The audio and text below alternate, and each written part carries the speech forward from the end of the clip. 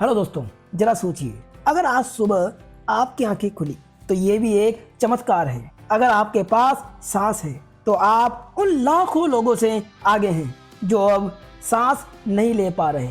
हम हर दिन कुछ न कुछ खोने का डर लेकर उठते हैं, लेकिन शायद ही कभी सोचते हैं कि हमने कितना पाया है। कृतज्ञता एक ऐसा शब्द जो सुनने में छोटा लगता है, इसके भीतर वो शक्ति छुपी है जो तुम्हारी सोच, तुम्हारा व्यवहार और तुम्हारा भाग्य सब कुछ बदल सकती है। कभी ध्यान दिया है, जब तुम थैंक यू बोलते हो तो तुम्हारा चेहरा चमक उठता है, दिल हल्का हो जाता है और जिंदगी थोड़ी आसान लगने लगती है। क्योंकि कृतज्ञता सिर्फ शुक्रिया नहीं, ये एक एनर्जी शिफ्ट है जो तुम्हें शिकायत से समाधान की ओर, डर से भरोसे की ओर और कमी से समृद्धि की ओर ले जाती है। तो चलिए आज हम उस यात्रा पर निकलते हैं जहां हम सीखेंगे कैसे ग्रेटिट्यूड सिर्फ एक भावना नहीं बल्कि एक जीवन शैली बन सकती है। कैसे एक साधारण सा थैंक यू एक असाधारण जीवन की शुरुआत बन सकता है।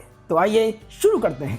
Chapter 1, mindfulness. क्या आपने कभी महसूस किया है कि आप शारीरिक रूप से यहाँ हैं पर आपका मन कहीं और भटक रहा है? हम जी रहे हैं लेकिन वर्तमान में नहीं, और यहीं से हमारी असली बेचैनी शुरू होती है। हमारा दिमाग हर पल कुछ सोचता रहता है, कल क्या हुआ, कल क्या होगा, लेकिन अभी का पल, वो जहां असली शांति छुपी है, उसे हम मिस कर देते हैं। माइंडफुलनेस का अर्थ है अपनी पूरी जागरूकता को इस पल में लाना, ना अतीत का पछतावा, ना भविष्य की चिंता, बस यही पल, यही सांस और यही अनुभव।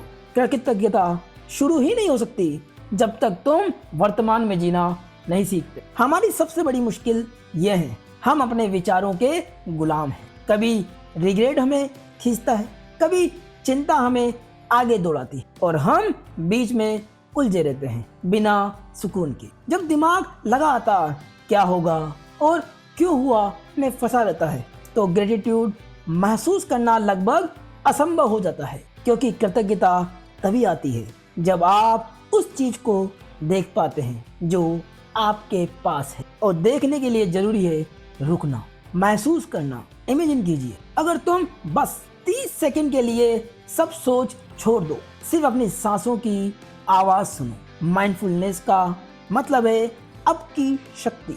जब तुम अपने ध्यान को वर्तमान में लाते हो तो तुम अपने जीवन के हर छोटे व्यवहार को देख पाते हो। वो धूप जो चेहरे पर पड़ रही है, वो हवा जो बालों को छू रही है, वो कॉफी की खुशबू जो सुबह का स्वाद देती है। माइंडफुलनेस का अभ्यास तुम्हें रिएक्ट करने के बजाय रेस्पॉन्ड करना सिखाता है, यानी भावनाओं के गुलाम नहीं, उनके साक्षी बनना। जब तुम अभी में आते हो तो ग्रेटिट्यूड अपने आप तुम्हारे भीतर बहने लगता है, जैसे नदी अपने रास्ते खुद बना लेती है। Chapter 2, your gratitude journal. क्या होगा अगर मैं कहूँ सिर्फ रोज 5 लाइनें लिखने से तुम अपनी सोच, मूड और किस्मत तीनों बदल सकते। हाँ, ये कोई जादू नहीं, ये है ग्रेटिट्यूड जर्नल की ताकत।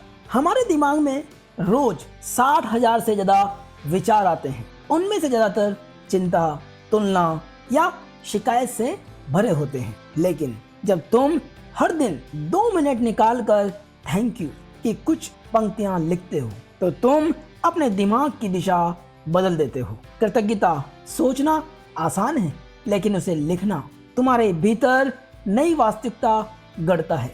कई लोग कहते हैं मेरे पास तो कुछ खास नहीं जिसके लिए मैं शुक्रिया कहूँ।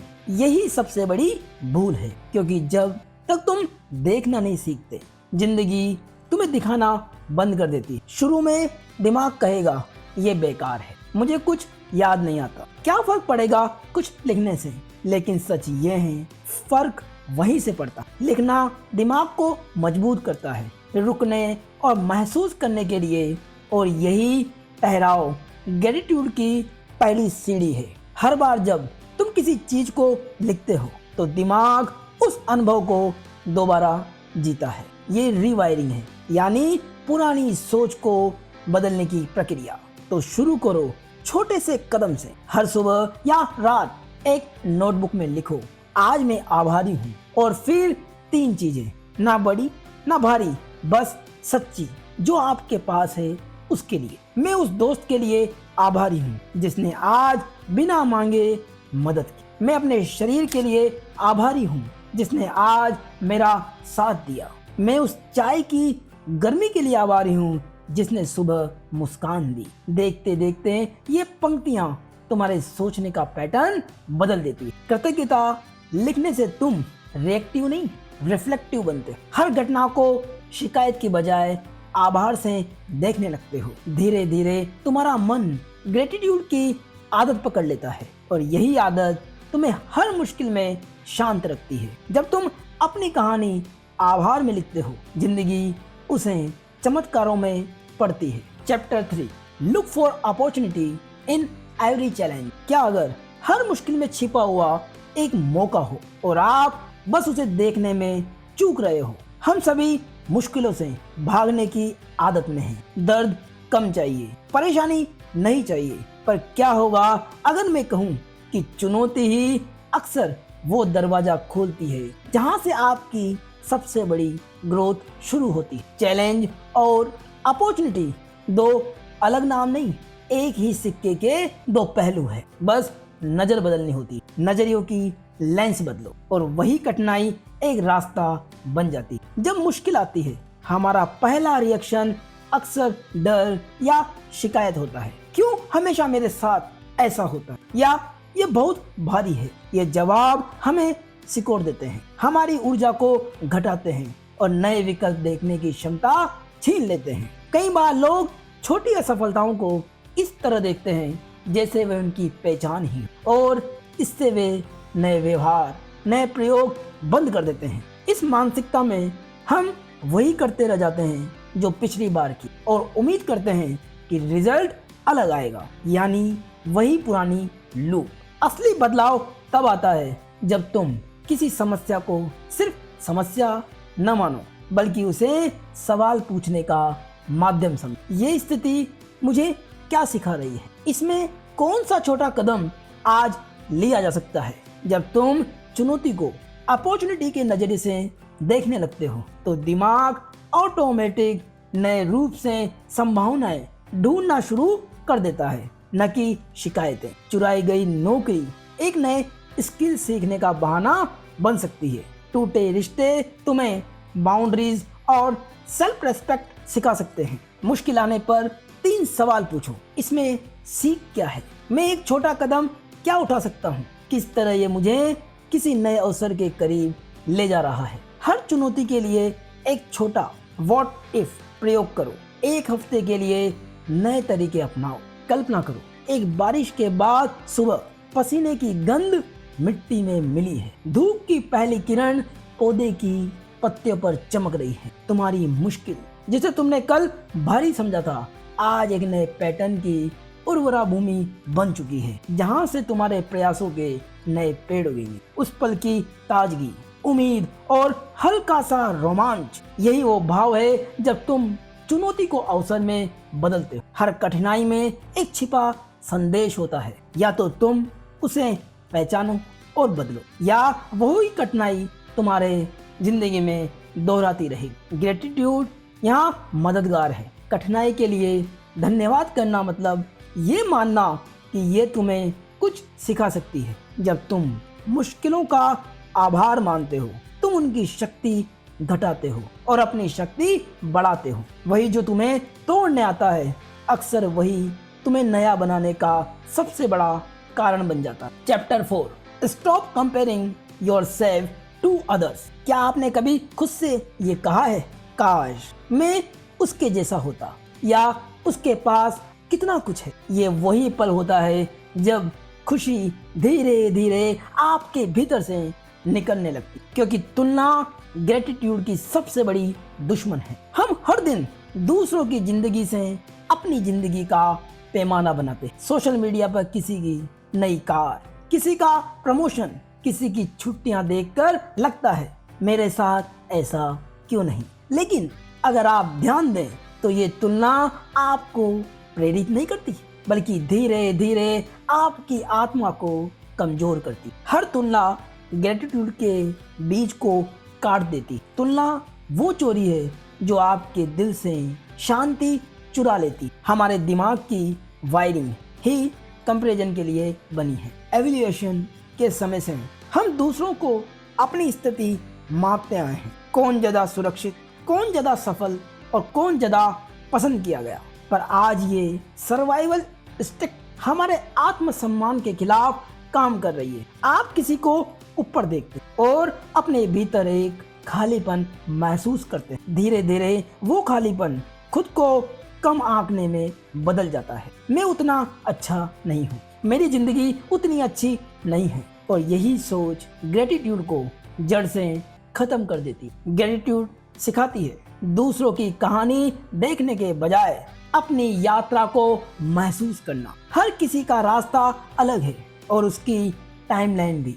जब आप दूसरों के साथ तुलना करते हैं तो आप अपनी प्रक्रिया का अपमान करते हैं। कभी कभी धीमी प्रगति भी सही दिशा में होती है। हर दिन अपने छोटे प्रयासों के लिए आभारी होना सीख और ये समझना कि जीवन कोई दौड़ नहीं, ये एक व्यक्तिगत यात्रा है। खुशी किसी और के ग्राफ से नहीं मापी जा सकती। जिस दिन आप ये समझ जाते हैं कि हर किसी की टाइमलाइन, हर किसी की कहानी अनोखी है, उसी दिन तुलना खत्म और कृतज्ञता शुरू हो जाती है। कंपैरिजन तुम्हारे बाहर की ओर खींचता है, ग्रेटिट्यूड तुम्हें भीतर की ओर ले जाती है। Chapter 5, take care of your relationship.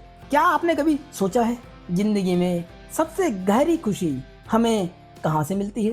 पैसे से, उपलब्धियों से, या उन लोगों से जो हमारे साथ दिल से जुड़े हैं? सच्चाई ये है, कृतज्ञता तभी खिलती है जब रिश्तों की मिट्टी नरम होती। हर इंसान को प्यार, समझ और अपनापन चाहिए, लेकिन अक्सर हम अपनी व्यस्तता, गलतफहमियों और ईगो में वो रिश्ते खो देते हैं जो हमें सबसे ज्यादा ताकत देते हैं। कभी आपने ध्यान दिया है, जब कोई थैंक यू कहता है दिल हल्का हो जाता है, और जब कोई आई एम सॉरी कह देता है रिश्ते फिर से जिंदा हो जाते हैं। रिश्ते सिर्फ बनाए नहीं जाते, उन्हें रोज संवारा जाता है। कृतज्ञता रिश्तों को ग्लू की तरह जोड़ती है, क्योंकि जब हम किसी को अप्रिशिएट करते हैं तो हम उन्हें बताते हैं कि तुम मायने रखते हो। हमारा सबसे बड़ा भ्रम यह है कि रिश्ते अपने आप चलते रहेंगे। हम सोचते हैं वो तो मेरा दोस्त है, उसे सब पता है। लेकिन वक्त के साथ डिस्टेंस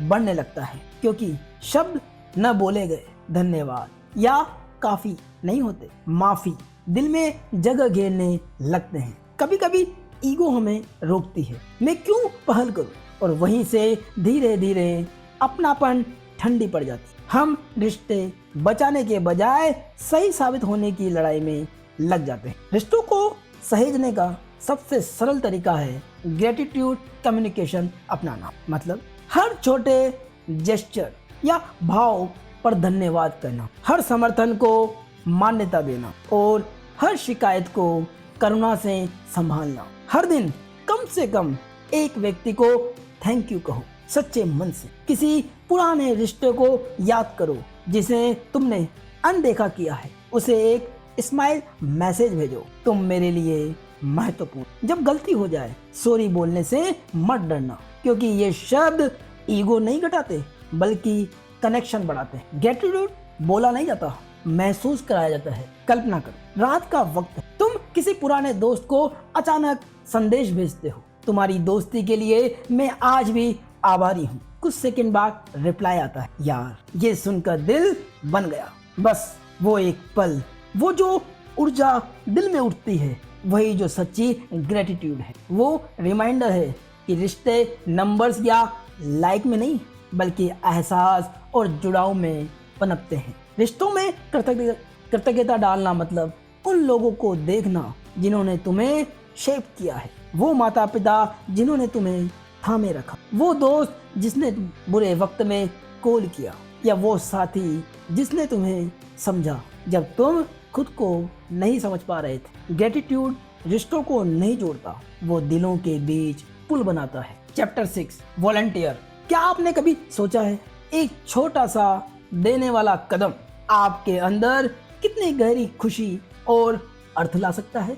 हम अक्सर सोचते हैं कि देने का मतलब बड़ा त्याग करना है, लेकिन सच में छोटी छोटी सेवा की क्रियाएं ही हमारे अंदर सबसे बड़ा परिवर्तन लाती। वॉलंटियर करने का मतलब सिर्फ किसी संस्था में जाना नहीं, ये एक माइंडसेट है जहां आप दूसरों के लिए समय, ध्यान या स्किल सीखते हैं। जब आप बिना किसी उम्मीद के देते हैं तो आपके अंदर एक अलग तरह की फीलिंग पैदा होती, वो खालीपन भरने लगती जिसे मटेरियल चीजें भर नहीं पाती। सेवा भाव एक रास्ता है अपने अर्थ को वापस पाने का। अध्ययन और कामकाजी जिंदगी में हम अक्सर कहते हैं वक्त नहीं है, पहले अपनी जरूरतें संभालूं या फिर दूसरों की। ये बहाने अक्सर हमारी असल वजह को छुपा देते हैं। असुविधा, असुरक्षा या यह पड़ताल की क्या मेरा छोटा योगदान मायने रखेगा।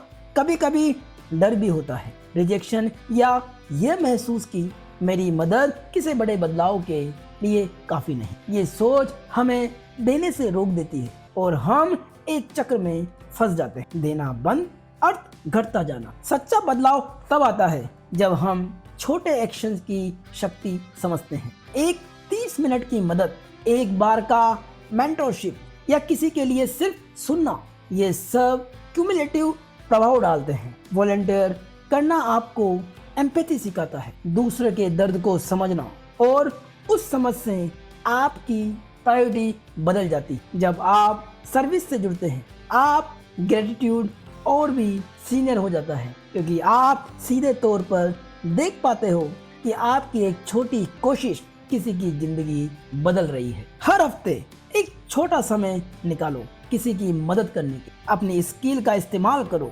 डिजाइन, टीचिंग, कोडिंग, सब कुछ दान बन सकता है। शुरुआत लोकल से करो, अपने पड़ोस या स्कूल से जुड़कर शुरू करो। वॉलंटियर करना बाहरी दुनिया के लिए अच्छा है, पर असल फायदा तुम्हारे अंदर होता है। ये तुम्हें रिमाइंड करता है कि जीवन अकेले अचीवमेंट का नहीं, संबंधों और योगदान का गणित भी है। जब तुम दूसरों की भलाई में योगदान देते हो, तुम्हारी ग्रेटिट्यूड की भावना गहराती, और यही गहराई तुम्हें एक स्थायी अर्थ देती है। जब तुम बिना वजह देते हो, जीवन तुम्हें वजह दे देता है। चैप्टर 7। क्या कभी ऐसा हुआ है कि आपने कुछ अच्छा किया पर फिर भी खुद से खुश नहीं हो पाए? जैसे दिल कहता है हाँ मैंने कोशिश की, लेकिन दिमाग फुसफुसाता है फिर भी ये काफी नहीं। यही है वो अदृश्य खींचतान जहाँ सेल्फ ग्रेटिट्यूड और सेल्फ क्रिटिसिज्म का संघर्ष शुरू होता है। हम अपने दोस्तों, परिवार या सहकर्मियों को माफ कर देते हैं, पर जब बात खुद की आती है हम सबसे कठोर जज बन जाते हैं। मुझसे गलती हुई कहने के बजाय हम सोचते हैं मैं गलत हूँ। ये फर्क छोटा लगता है पर असर गहरा होता है, क्योंकि जब आप खुद से नाराज रहते हैं तो ग्रेटिट्यूड की ऊर्जा वहीं खत्म हो जाती है। खुद से सच्चा प्यार तभी शुरू होता है जब आप खुद को इंसान समझना सीखते हैं, परफेक्ट मशीन नहीं। कई लोग ग्रेटिट्यूड को गलत समझते हैं। वो सोचते हैं कि अगर मैं खुद से खुश हूँ तो मैं सुधार नहीं कर पाऊंगा, इसलिए वो लगातार खुद को पुश करते हैं, जज करते हैं, ये सोचकर कि सेल्फ क्रिटिसिज्म उन्हें डिसिप्लिन बनाए रखेगा। पर यह सच्चाई ये है कि अत्यधिक आत्म आलोचना धीरे धीरे आपको थका देती है, आपकी मोटिवेशन खत्म कर देती है और आपको अभी ऐसा लगता है कि कभी काफी नहीं के जाल में फंसे रहते हैं। सेल्फ ग्रेटिट्यूड और सेल्फ क्रिटिसिज्म दो विरोधी नहीं बल्कि साथी है। अगर इन्हें सही संतुलन में रखा जाए तो ये मिलकर ग्रोथ का इंजन बनते हैं। सेल्फ ग्रेटिट्यूड कहता है तुमने कोशिश की, तुम मूल्यवान हो। सेल्फ क्रिटिसिज्म कहता है यहाँ सुधार की जगह है, आगे बढ़ो। बात इन दोनों में से किसी एक को चुनने की नहीं बल्कि ये जानने की है कि कब किसकी आवाज सुननी है। इसकी प्रैक्टिस हम ऐसे कर सकते हैं। दिन के अंत में 3 गुड थिंग्स जर्नल बनाओ। आज तुमने कौन सी 3 बातें सही की। सेकंड, फिर एक इम्प्रूवमेंट लाइन जोड़ो। कल एक चीज कौन सी बेहतर कर सकते हो। और थर्ड, खुद से बोलो मैं बेहतर बन रहा हूँ पर मैं पहले से भी काबिल हूँ। आत्म सुधार और आत्मसम्मान दोनों साथ चल सकते हैं। ग्रेटिट्यूड सिर्फ बाहर की चीजों के लिए नहीं, खुद के प्रति भी होनी चाहिए, अपने शरीर, अपने संघर्षों, अपनी सीख के लिए। क्योंकि जब आप खुद का सम्मान करते हैं तो आप दूसरों से भी सम्मान और प्रेम पाने के योग्य बनते हैं। खुद के प्रति कृतज्ञता आत्मा का सबसे सच्चा इलाज है। जरा सोचो, अगर तुमने सिर्फ सुनने तक खुद को सीमित न रखा, बल्कि आज से, अभी से कृतज्ञता को जीना शुरू कर दिया, तो आने वाले 30 दिन तुम्हारी जिंदगी को वैसा बदल सकते हैं जैसा किसी चमत्कार ने कभी नहीं किया। क्योंकि ग्रेटिट्यूड कोई शब्द नहीं, ये एक ऊर्जा है जो तुम्हारे सोचने, महसूस करने और जीने के पूरे सिस्टम को रिसेट करती है। जब तुम हर दिन जागोगे और सोचोगे मेरे पास जो है वो काफी है और मैं इसके लिए आभारी हूँ, तब ब्रह्मांड तुम्हें जवाब देगा, अब मैं तुम्हें और दूं, क्योंकि तुमने कृतज्ञता सीख ली है। तुम कृतज्ञ होना सीख चुके हो। यही है द पावर ऑफ ग्रेटिट्यूड, जहाँ शुक्रिया कहना तकदीर को नया आकार देता है। तो अब सवाल ये नहीं कि तुम किस चीज के लिए आभारी हो, सवाल ये है क्या तुम आज से हर दिन आभारी बनने की हिम्मत रखते हो। तो दोस्तों, ये वीडियो पसंद आया हो तो लाइक करें, कमेंट करें, चैनल को सब्सक्राइब करें और हाइप बटन पर क्लिक करें। धन्यवाद।